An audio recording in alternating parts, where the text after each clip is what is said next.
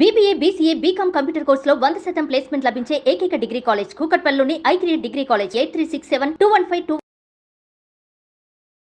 అందరికీ నమస్కారం అండి. నేను మీ మాధురి. మీరు చూస్తున్నది సుమన్ టీవీ నెట్వర్క్.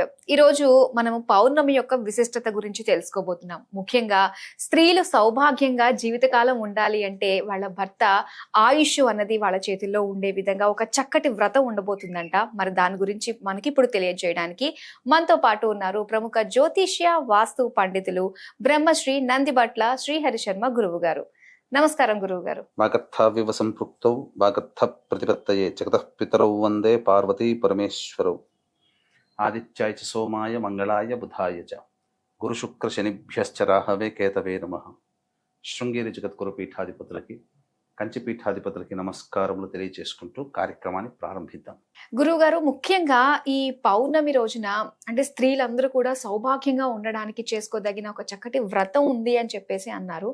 మరి దీని గురించి తెలుసుకోవాలనుకుంటున్నామండి. తప్పకుండానమ్మా. అంటే వీక్షించేటువంటి ప్రేక్షకులు కూడా గమనించదగినటువంటిది ఏంటంటే, జ్యేష్ఠమాసము అనేసరికి చాలామందికి ఒక అపప్రథ ఉంది. వివాహాలు అనేటువంటివి జ్యేష్ఠులు చేసుకోకూడదు అని చెప్పేసి, పైగా ఇది గ్రీష్మ ఋతువు, ఎండాకాలము కాబట్టి ఎక్కువగా పూజలు వ్రతాలు చేసుకునేటువంటి మాసము కూడా కొన్ని మాత్రమే ఉన్నాయి. కానీ జ్యేష్ఠ పౌర్ణమికి చాలా విశిష్టత ఉంది. దీన్ని ఏరువాక పౌర్ణమి అని అంటారు. మరియు వటసావిత్రి వ్రతాన్ని కూడా ఆచరిస్తారు. ఓకే. అయితే ఏరువాక పౌర్ణమి ఇది చెప్పిన మనకు పేరులోనే ఉంది. ఈ కర్షకులు అంటే వ్యవసాయం చేసుకునేటువంటి వాళ్ళకి ఇక వ్యవసాయాన్ని ప్రారంభించుకోవడానికి మొదలుపెట్టే రోజు ఈ ఏరువాక పౌర్ణమి. జ్యేష్ఠ పౌర్ణమి మనకు ఈ జూన్ 11వ తారీఖు రోజున వచ్చింది.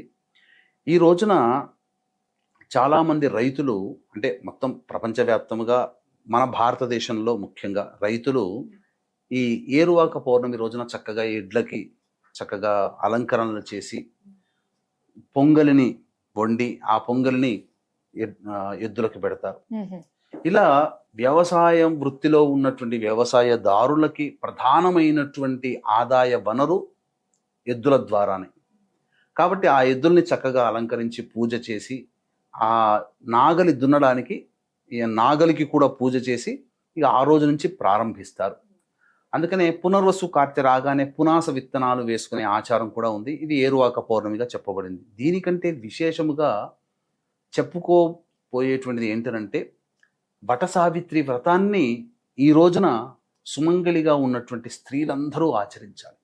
అంటే మన వీక్షించేటువంటి మన ప్రేక్షకులు కూడా ఎవరైనా తమ భర్త చిరకాలము ఆయురారోగ్యాలతో ఉండాలి, ఎటువంటి ఇబ్బందులు కలగకూడదు, ముఖ్యంగా గండాలు. ఎందుకంటే ఏదో పని మీద ప్రతిరోజు నిమిత్తం భర్త వెళతాడు, మళ్ళీ ఇంటికి క్షేమంగా రావాలి, ముఖ్యంగా గండములు అనేటువంటివి ఉండకూడదు అని చెప్పి ఈ వ్రతాన్ని ఆచరిస్తారు. ఇక్కడ మనకు కనబడినది ఏంటంటే, పాండవులు వనవాస సమయంలో ఉన్నప్పుడు ఇక వాళ్ళకంటూ ఏ పని ఉండదు కదమ్మా. చర్చాగోష్ఠి, ధర్మపరమైనటువంటి ఆలోచనలు, ధర్మాలు ఇవి తెలుసుకోవడమే వాళ్ళకి ఎక్కువగా ఉంది. వ్యాస భగవాన్ల వారు వచ్చినప్పుడు ధర్మరాజు అడుగుతాడు. ఎందుకంటే మనకున్నటువంటి మహాపతివ్రతలలో ద్రౌపది కూడా ఒకటి.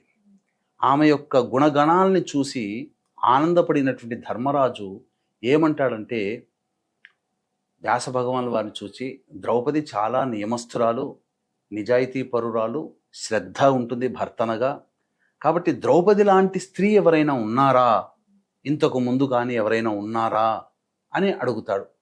అప్పుడు వివరిస్తాడు సావిత్రి యొక్క సంబంధించినటువంటిది. అంటే పూర్వము అశ్వపతి మరియు మాళవిక అనేటువంటి యొక్క దంపతులు సంతానం కోసం ఎంతో గొప్పగా ఆచరించారు. వారు సావిత్రి వ్రతాన్ని ఆచరించారు. ఈ సావిత్రి వ్రతాన్ని పుష్కర కాలం అనగా 12 సంవత్సరాలు ఆచరించినటువంటి కారణం చేత ఈ జ్యేష్ఠ మాసంలోనే ఆచరించాలి. ఓకే, ప్రతి సంవత్సరం కూడా జ్యేష్ఠ మాసంలోనే ఆచరించినటువంటి కారణం చేత అమ్మాయి పుట్టింది. కాబట్టి సావిత్రి పేరుగా అమ్మాయికి సావిత్రి అని పెట్టింది. పెరిగి పెద్దదైంది, అందచందాల రాశి అయిన తర్వాత ఒక చక్కటి శుభముహూర్తాన అమ్మాయిని పిలిపించి, అమ్మాయి నీవు కన్యగా వచ్చావు కాబట్టి వివాహ సమయం ఆసన్నమైంది, నీ మనసులో ఎవరైనా ఉన్నారా, లేదా నిర్ణయించుకుంటావా చెప్పమ్మా, ఆ వ్యక్తికి ఇచ్చి వరుణ్ణికి ఇచ్చి వివాహం చేస్తాను అని నేను చెప్తాను.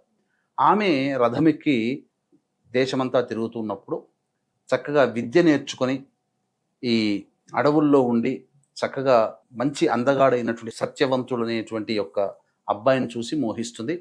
ఇక చూసిన మరుక్షణమే ఆ అబ్బాయిని చేసుకోవాలని చెప్పి నిశ్చయం అయిపోతుంది ఆమె సావిత్రి. వచ్చి తల్లికి చెప్తుంది, తండ్రికి చెప్తుంది.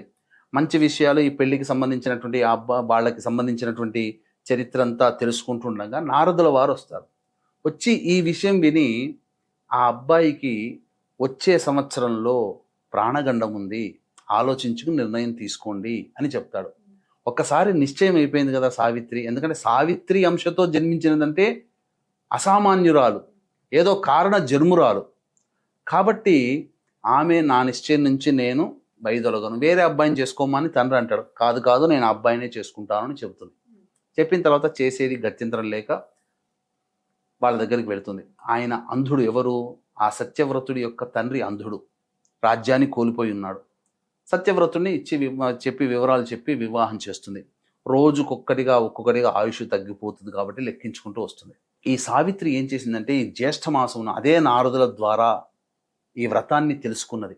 ఏమని? ఎలా నా భర్తను తిరిగి మళ్ళీ పునర్జీవితం చేసుకోవాలి, మరణగండం నుంచి బయటపడాలి అని అన్నప్పుడు అప్పుడు జ్యేష్ఠ శుద్ధ త్రయోదశి రోజున ఈ వ్రతాన్ని ఆచరించాలి. వటవృక్షము కింద అనగా మర్రి చెట్టు కింద ఈ వ్రతాన్ని ఆచరించాలి. పౌర్ణమి రోజు వరకు అనగా త్రయోదశి, చతుర్దశి, పౌర్ణమి చేసి అప్పుడు 4వ రోజు అయినటువంటి కృష్ణ పాడ్యమి రోజున ఈ వ్రతాన్ని విరమించాలి అని చెప్తుంది. అలా త్రయోదశి రోజున చేసుకున్నది. వ్రతాన్ని ఆచరించే వటవృక్షం కింద చక్కగా సావిత్రి వ్రతాన్ని ఆచరిస్తుంది. పౌర్ణమి తిథి రోజున ఈ మోదుగ సమిధలు తీసుకురావడం కోసం భర్త వెళతాడు. ఈ నారదుడు నారదుడి ద్వారా తెలుసుకుంది కదా. ఇదంతా విషయం అంతా సత్యవ్రతుడికి తెలియదు, ఆయుష్ పోతుంది అని చెప్పి. సావిత్రికి మాత్రమే తెలుసు, అత్తమామలకు కూడా తెలియదు, భర్తకు కూడా తెలియదు. ఎన్నడూ చెప్పనటువంటి ఆ సావిత్రి నేను కూడా మీతో పాటు వస్తాను, ఎందుకంటే వ్రత దీక్షలో ఉంది కదా. కాబట్టి ఆమెకు తెలుసు ఏదో మరణగండం ఉంది అని చెప్పి కాచుకోవాలి, భర్తని కాపాడుకోవాలని అనుకుని ఉండగా చెట్టుకెక్కి ఆ యొక్క మోదుగ సమితులన్నీ కొట్టి వస్తున్నప్పుడు అక్కడ తలకాయ నొప్పి లేస్తుంది. అబ్బా ఏదో తలనొప్పి లేస్తుంది కదా అని చెప్పి కిందికి వస్తాడు. ఈ విషయం చెప్తాడు. భార్య ఒడిలో నిద్రపోతాడు. ఆ నిద్రపోవడం మరణం అనగా ఆమెను సమీపించడం కోసం, ఆ భర్త యొక్క ఆత్మని తీసుకెళ్ళడం కోసం యమకింకర్లు వస్తారు. కానీ మహాసాధ్వీమణి, మహాపతివ్రత అయినటువంటి ఆ యొక్క సావిత్రి యొక్క తేజస్సుని చూసి నిలువరించలేకపోతారు. ఇక నేను వెళితే తప్ప ఇక సాధ్యం కాదని చెప్పి యముడే వస్తాడు. వస్తే అప్పుడు యముని అనుసరిస్తూ ఉంటుంది. వెనక వెళుతూ వస్తున్నాడు. ఎందుకు వస్తున్నామంటే నా భర్తను తీసుకోబోతున్నా, నా భర్త నాకు కావాలి అని. అయితే నీకు వరం ఇస్తాను, ఏం కావాలో కోరుకో అంటాడు. నా మామగారికి కళ్ళు పోయాయి, మళ్ళీ తిరిగి కళ్ళు రావాలి, ఇచ్చి తిరిగిపో అంటాడు. మళ్ళీ అయినగా వెనక్కి వస్తూనే ఉంటుంది వదలకుండా. ఎందుకమ్మా మళ్ళీ ఉంటున్నావు అని అంటే, నా అత్తమామలకి చక్కగా మళ్ళీ తిరిగి రాజ్యం రావాలని 2వ వరం కోరుకుంటుంది. ఇచ్చాను పో అంటారు. మళ్ళీ వెనక్కి వస్తున్నాయి, ఆయన అనుసరిస్తూ వస్తుంటే ఎందుకు వస్తున్నావమ్మా అంటే, నా తండ్రికి అంటే పతి ప్రాణం తప్ప ఇంకేదైనా వరం కోరుకొని వెళ్ళిపోని అంటాడు. ఇక అంటే దుర్భేద్యమైనటువంటి దారి, నరకలోకానికి దగ్గరగా వెళుతుంటే అసలు చిమ్ము చీకటి. 3వ వరం ఇస్తానంటాడు. 3వ వరం ఇస్తాను. ఏమడుగుతుంది? తన తండ్రికి 9 కొడుకులు పుట్టాలి, ఎందుకంటే ఇదేకైక కలిగిన ఒక్కతే అమ్మాయి కదా, 9 కొడుకులు కావాలి అని అంటుంది. ఇచ్చాను పో, వరం ఇచ్చాను పో, ఇంకెళ్ళిపోమ్మా అని అంటుంది. అంటే అయినా విడవకుండా ఆ దుర్భేద్యమైనటువంటి కటిక చీకటిలో కూడా ప్రయాణం చేస్తుంటే, అమ్మో ఈ అమ్మాయి అసలు వదిలిపెట్టే లేదు, ఇంకా 4వ వరం ఇస్తానని చెప్పి ఏం కావాలమ్మా అని అడుగుతుంది. నాకు 9 కొడుకులు కనాలి అని ఉంది, నా తండ్రికి ఇచ్చావు, మరి నాకు కూడా 9 కొడుకులు కావాలి కదా అని అంటుంది. ముందు వెనకాల నుంచి కూడా సరే ఇచ్చాను పో అని ఉంటుంది.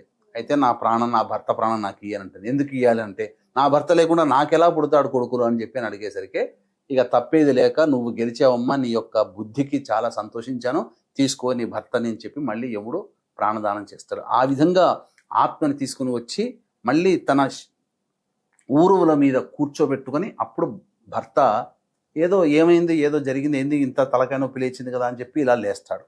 ఆ విధంగా ఆ సావిత్రి ఈ వ్రతాన్ని ఆచరించినటువంటి కారణం చేత అద్భుతమైనటువంటి మాంగళ్య దోషాన్ని తొలగించుకోగలిగింది ఈ వ్రతం. కాబట్టి వీక్షించేటువంటి ప్రేక్షకులు కూడా చక్కగా సావిత్రి వ్రతం ఆచరించినటువంటి విధానంగా మీరైనా ఈ వ్రతాన్ని ఆచరించవచ్చు. అంటే ఏ విధంగా ఆచరించాలి గురువుగారు? ఇక్కడ తెలియజేస్తానమ్మా, వీక్షించేటువంటి ప్రేక్షకులకి గమనిక. ఈ జ్యేష్ఠ పౌర్ణమి బుధవారం వచ్చింది, జ్యేష్ఠ నక్షత్రం వచ్చింది, అలాగే జ్యేష్ఠ మాసం, ఈ 3 కూడా బుధునికి సంబంధించినటువంటిది. దీన్నే మహాజ్యేష్ఠ పౌర్ణమి అని అంటారు. ఈ జ్యేష్ఠ పౌర్ణమి రోజున జాతకరీత్యా కలుగు విద్య, వివాహ, ఉద్యోగ, దాంపత్య, సంతాన, అనారోగ్య సమస్యల నివారణకి, మరియు శని, గురు, రాహు, కేతులు ఈ మధ్యనే మారారు కాబట్టి ముఖ్యంగా మేష, మిథున, కర్కాటక, సింహ, కన్య, తుల, వృశ్చిక, ధనుస్సు, కుంభ, మీన రాశిలో జన్మించినటువంటి వారికి దోష పరిహారార్థమై సర్వదోష నివారణ పూజలు, హోమాలలో భాగంగా చక్కటి హోమాది కార్యక్రమాలన్నీ కూడాను జరిపించి శక్తిపాతము చేయబడినటువంటి శంకరుంగలి మాలని మీకు ఇవ్వడం జరుగుతుంది.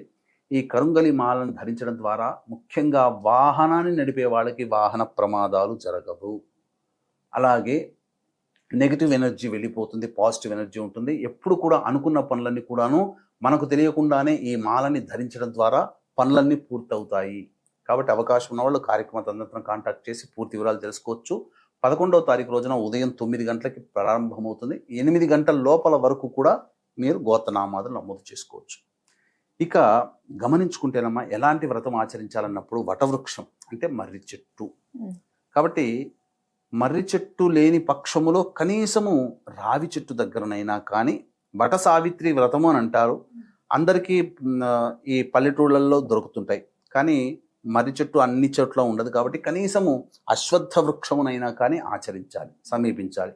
చేరి చక్కగా ఉదయాన్నే, అంటే చెప్పబడినటువంటిది ఏంటంటే జ్యేష్ఠ శుద్ధ త్రయోదశి నుంచి మొదలుకొని త్రయోదశి, చతుర్దశి, పౌర్ణమి మరియు పాడ్యమి, ఈ 4 రోజులు ఆచరించాలి పూర్వకాలంలో. కానీ ఇప్పుడు చాలామందికి సమయం లేదు కాబట్టి ఒక్కరోజే ఆచరిస్తున్నారు.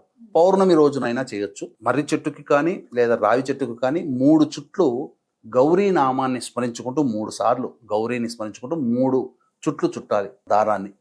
తర్వాత తూర్పు వైపున ఫేస్ పెట్టి గౌరీ అమ్మవారిని లేదా సావిత్రి అమ్మవారిని చిత్రపటానికి పూలమాల వేసి చక్కగా గౌరీ సహస్రనామ పారాయణం అనేటువంటిది చేయాలమ్మా. చేసి ఉదయం నుంచి కూడా సాయంకాలం వరకు ఆ రోజున, పౌర్ణమి రోజున, సావిత్రి మంత్రాన్ని ఓం హ్రీం సావిత్రియై నమః అనే నామాన్ని జపిస్తూ ఉదయం నుంచి సాయంకాలం వరకు ఆ నామాన్ని జపిస్తూ ఉండాలి. ప్రదోషకాల సమయానికి అప్పుడు ఏవైనా కానీ బ్రాహ్మణునికి దానాది కార్యక్రమాలు, ముఖ్యంగా కుండలో నీరు వేసి ఆ నీటిలో యాలకులు, పచ్చకర్పూరము, తర్వాత ఈ సుగంధాలు, జాజికాయ, జాపిత్రి, లవంగాల పొడి ఇవన్నీ వేసి వట్టివేళ్ళు వేసి ఆ యొక్క బ్రాహ్మణుడికి ఉదక కుంభ దానము చేయాలి. చేసినట్లయితే చాలా మటుకు మంచి జరుగుతుంది. ముఖ్యంగా ఈ పెళ్లి కాని అమ్మాయిలు, అబ్బాయిలు ఈ రోజున, జ్యేష్ఠ పౌర్ణమి రోజున విరివిగా నీటిని కానీ మజ్జిగను కానీ దానము చేసినట్లయితే తొందరగా వివాహం అవుతుంది. పద్మపురాణాన్ని ఈ యొక్క పౌర్ణమి రోజున ఎవరైతే దానము చేస్తారో వాళ్ళకి అశ్వమేధ యాగ ఫలితాన్ని పొందుతారు. ఈ విధంగా చేయడం వల్ల నిజంగా చెప్తున్నానమ్మా, ఇది ద్రౌపది కూడా ఆచరించింది. అందుకనే పాండవులు నిహతులు కాలేదు. మీకు గమనించుకున్నట్లయితే యుద్ధంలోనమ్మా ఎన్నో రకాలైనటువంటి ఆపదలు వచ్చినా పాండవులు బ్రతికారు. యుద్ధం అయిపోయిన తర్వాత కూడా మృత్యువు అశ్వత్థామ రూపంలో వచ్చింది. ఆ సమయంలో కూడా పాండవులు చనిపోకుండా పాండవుల పుత్రులైనటువంటి ఉప పాండవులను పాండవులే అనుకొని భ్రమింపజేసి సంహరించడం జరిగింది అశ్వత్థామ. కానీ అదే సమయంలో అదే ప్రదేశంలో పాండవులుంటే మరణించేవాళ్ళు కదా. ఎలా కాపాడగలిగారంటే ద్రౌపది ఈ వ్రతాన్ని ఆచరించింది కాబట్టి సావిత్రి ఈ వ్రతాన్ని ఆచరించి సత్యవంతుణ్ణి మళ్ళీ తిరిగి బ్రతికించుకుంది. ద్రౌపది కూడా ఆచరించి మళ్ళీ పాండవులని పునర్జీవితులు చేసుకోగలిగింది. ఎప్పుడు అదే ప్రదేశంలో నిద్రపోయే వాళ్ళు ఆ రోజు ఎందుకు నిద్రపోలేదు? అక్కడ ఉప పాండవులు నిద్రపోవాల్సి వచ్చింది. ఇది దీనికి ఉన్నటువంటి మహత్యం. కాబట్టి వీక్షించే మన ప్రేక్షకులు కూడా ఈ యొక్క సావిత్రి వ్రతాన్ని ఈరోజు ఆచరించి వీలైనంతగా దానాది కార్యక్రమాలు చేసినట్లయితే మీ భర్తలకి కూడా భవిష్యత్తులో వచ్చే గండ దోషములు తొలగిపోయి ఆనందంగా దాంపత్యంగా జీవిస్తారు అని చెప్పడంలో ఏమాత్రం సందేహం లేదు. దీని యొక్క మరి యొక్క అంతరార్థం దాంపత్య సమస్యలతో బాధపడే వాళ్ళు కూడా ఈ జ్యేష్ఠ పౌర్ణమి అనగా జూన్ 11వ తారీఖు రోజున వ్రతాన్ని ఆచరించినట్లయితే దాంపత్య సమస్యలు తొలగిపోయి ఆనందంగా కలిసిమెలిసి జీవిస్తారని చెప్పవచ్చు. కానీ ఇక్కడ ఒక సందేహం గురువు గారు, మామూలుగా మనకి మర్రి చెట్టు అన్నారు, లేని పక్షంలో రావి చెట్టు అన్నారు. కానీ రావి చెట్టుని శనివారం తప్పితే మిగతా రోజుల్లో తాకరాదు అని చెప్పేసి అంటారు కదా, అప్పుడు దారం చుట్టాలి అన్నారు కదా, తగిన జాగ్రత్తలు తీసుకోవాలంటారు. అంటే ప్రదోషకాల సమయంలో తాకకూడదమ్మా. ఓ, అది రావి చెట్టుని ప్రదోషకాల సమయంలో తాకకూడదు అని చెప్తారు. అందుకని అంటే చేయవచ్చునమ్మా. రావి చెట్టు అనేటువంటిది జీవము కలిగేటువంటి చెట్టు. అంటే ఆక్సిజన్ 90% ఆక్సిజన్ వదులుతుంది రావి చెట్టు. అందుకని మీరు గమనించుకుంటే ఏ చెట్టైనా కానీ బ్రతకదేమో కానీ కొండలలో కూడా రావి చెట్టు బతుకుతుంది, మొలుస్తుంది. రావి చెట్టు పెరిగి పెద్దదవుతుంది. కాబట్టి అటువంటి సందేహం లేకుండా ఏ రోజైనా కానీ వ్రతాన్ని ఆచరించదు. ఏ రోజైనా రావి చెట్టును ముట్టుకోవచ్చు. జ్యేష్ఠ పౌర్ణమి రోజున ఈ వ్రతాన్ని రావి చెట్టు కిందనైనా కానీ చేయవచ్చు. చాలా చక్కగా మాకు తెలియజేసినందుకు ధన్యవాదాలు గురు. సర్వం శ్రీ ఉమామహేశ్వర పరబ్రహ్మార్పణమస్తు.